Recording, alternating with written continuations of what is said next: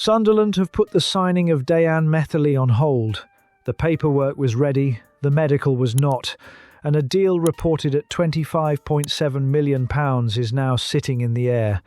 Stopping there is the model behaving exactly as it should.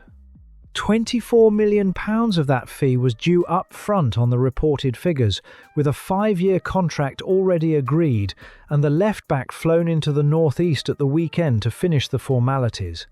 Complications came up in the medical, and rather than push it through, Sunderland sent him back to France for further tests before deciding whether to proceed. A club that buys young players in order to sell them on later has to know they can play. Nobody has walked away yet. What the tests actually found is not in the reporting, and I am not going to guess at an injury to fill the gap.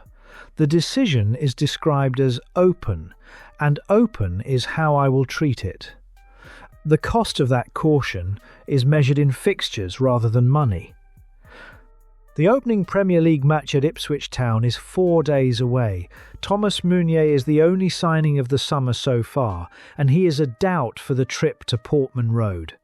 A recruitment plan built on a small number of very good signings runs thin at exactly this moment, because there is no second name waiting behind the first.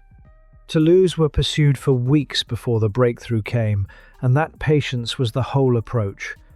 It works right up until the one player at the top of the list fails a medical.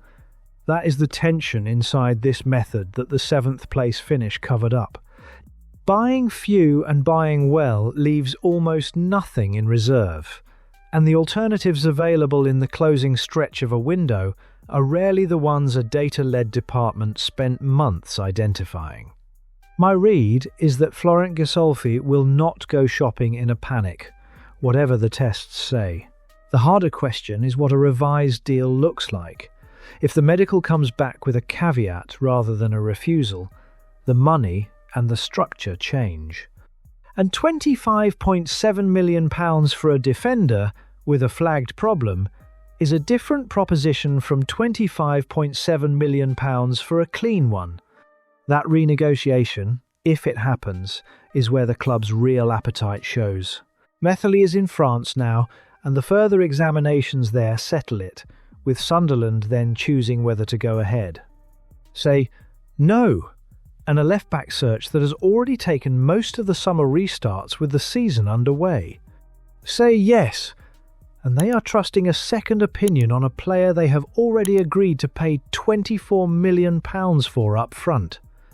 Either answer sends them to Portman Road with the same shirt unfilled.